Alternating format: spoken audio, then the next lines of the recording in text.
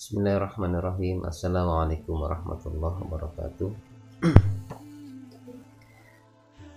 Sebelum mulai pembelajaran, mari kita berdoa bersama-sama dengan baca basmalah. Bismillahirrahmanirrahim. Dan berdoa, Allahumma inna nas'aluka ilman nafi'a wa rizqan thayyiba wa amalan mutaqabbala. Pada kali ini Pak Guru akan membawakan materi tata cara menyolati jenazah.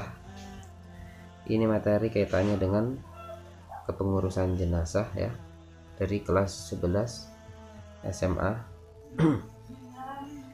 Pada materi menyolati jenazah sudah saya terangkan pada beberapa hari yang lalu tentang kepengurusan jenazah, namun belum terlalu jelas sehingga saya ulangi. Jadi menyolati jenazah itu hukumnya fardu kifayah. Maksudnya fardu kifayah adalah suatu kewajiban yang apabila seseorang sudah ada yang melaksanakan kewajiban tersebut, maka dia tidak terkena kewajibannya. Kalau fardu ain itu wajib bagi setiap individu, yakni suatu kewajiban dibebankan kepada setiap muslim ya, ataupun mukmin, walaupun yang lain sudah mengerjakannya, tetap tidak bisa diwakilkan. Adapun menyolati jenazah hukumnya fardu kifayah. Yang pertama adalah kita akan membahas masalah rukun sholat jenazah. Rukun sholat jenazah yang pertama itu adalah niat dalam hati ya. Misalkan menyolati jenazah, kita berniat usolli alaha dal mayyiti arba'a takbiratin fardal kifayati ma'muman lillahi ta'ala. Aku berniat salat jenazah ini 4 kali takbir sebagai makmum karena Allah Ta'ala. Kalau dia seorang imam, maka niatnya usolli alaha dal mayyiti arba'a takbiratin fardal kifayati imaman lillahi ta'ala. Kemudian yang kedua, rukun salat jenazah adalah berdiri bagi yang mampu. Kemudian yang ketiga adalah 4 kali takbir. Yang keempat, mengangkat tangan pada saat takbir pertama. Kemudian yang kelima, membaca surat Al-Fatihah. Yang keenam, membaca sholawat Nabi. Yang ketujuh, berdoa untuk jenazah. Dan yang berikutnya adalah salam. Dalam sebuah hadis dikatakan, barang siapa yang menyaksikan jenazah sampai ia menyolatinya, maka baginya pahala 1 qirat. Lalu barang siapa yang menyaksikan jenazah hingga dimakamkan, maksudnya ikut menyolati, maka baginya 2 qirat. Ada yang bertanya, apa yang maksud 2 qirat ya Rasulullah? Kemudian Rasulullah SAW menjawab, 2 qirat itu semisal 2 gunung yang besar ya, sebesar 2 gunung yang besar. Di riwayat Bukhari dan Muslim. Pelaksanaan sholat jenazah itu diutamakan dilaksanakan di dalam masjid, dilakukan di dalam masjid. Apabila lokasi tinggal jenazah jauh dari masjid, bisa dilakukan di rumah terdekat atau mushola terdekat. Kemudian bagaimana misalkan ketinggalan dalam menyolati jenazah? Bila ketinggalan, harus menyolatkannya setelah dimakamkan. Misalkan jenazah sudah dimakamkan, bisa dia menyolati jenazahnya di kuburan. Barang siapa yang dikuburkan dan belum disolatkan, maka disolatkan di atas kuburnya. Anak-anakku sekalian, tata cara sholat jenazah. Jadi bila jenazahnya itu kaum pria atau laki-laki, maka posisi imam berada di kepala. Jadi posisi imam berada di kepala jenazah. Bila jenazah perempuan, maka posisi imam itu berada searah dengan tali pusar jenazah ya, searah dengan tali pusar jenazah atau di tengah-tengah perut jenazah tersebut. Jadi imam berdiri ya di dekat jenazah, dengan makmum itu jumlahnya adalah jumlah safnya itu harus ganjil, misalnya bisa 1, bisa 3, bisa 5, bisa 7, 9, yang penting ganjil. Kemudian takbir pertama Allahu Akbar ya, Allahu Akbar itu membaca surat Al-Fatihah, Bismillahirrahmanirrahim, Alhamdulillahirabbil alamin, sampai seterusnya. Kemudian takbiratul kedua Allahu Akbar membaca salawat Nabi, Allahumma shalli ala Muhammad wa ala ali Muhammad wa barik ala Muhammad wa ala ali Muhammad kama shallaita wa barakta ala Ibrahim wa ali Ibrahim innaka Hamidum Majid.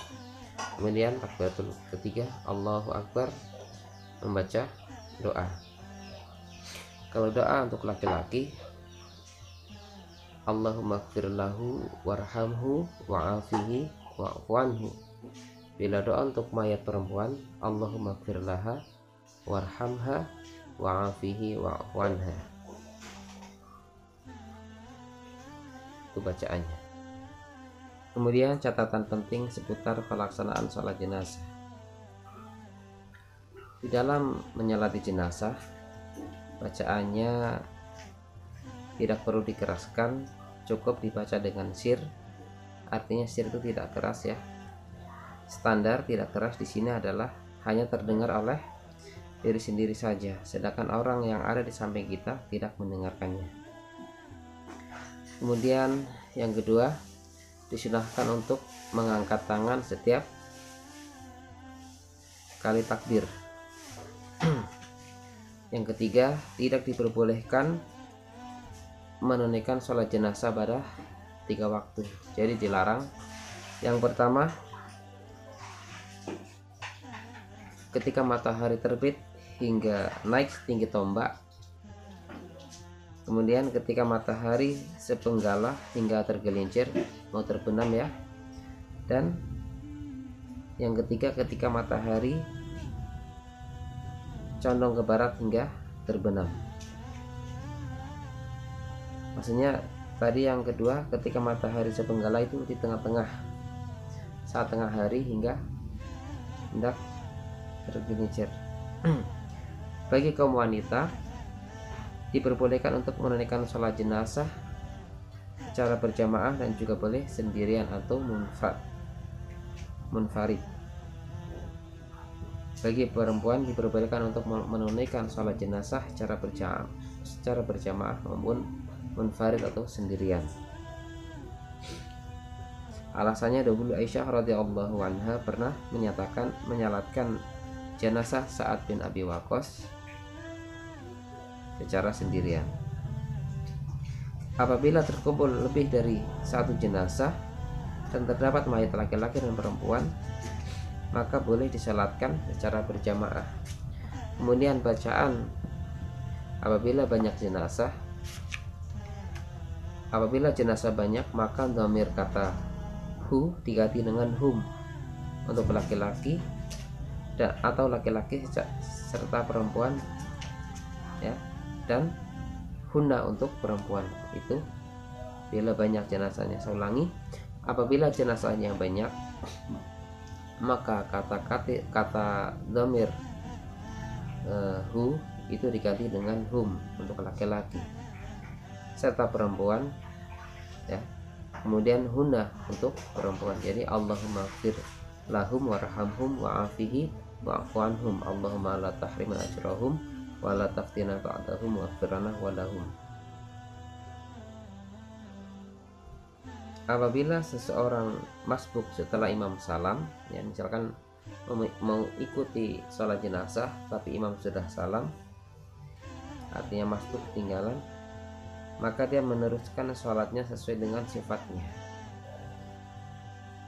Dan apabila seseorang tertinggal dari sholat secara berjamaah, bila bisa menyolati sholat mayit di atas kuburan. Jadi itulah beberapa catatan penting untuk sholat jenazah, khususnya bagi kita laki-laki ya. Ini penting untuk belajar menghafalkan bacaan-bacaan dalam sholat jenazah, karena sangat disayangkan sekali